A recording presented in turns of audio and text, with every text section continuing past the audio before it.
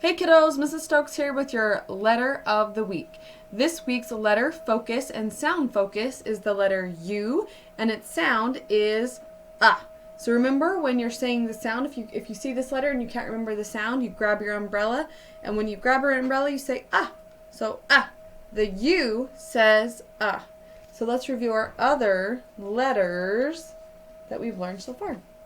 The H says huh. The K says k. The E says F.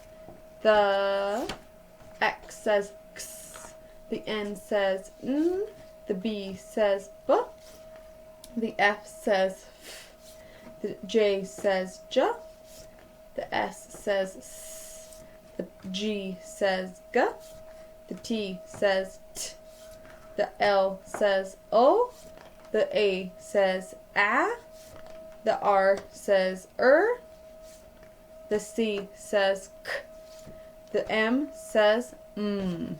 And those are our letters of the alphabet. Be sure to practice these letters and sounds as you need these to read and write. Our goal is to be automatic so that if we see the letter U in a word, we know what its sound is and we can be fluent with saying it like cut. K-a-t. Cut. Okay? Thanks, class. Bye.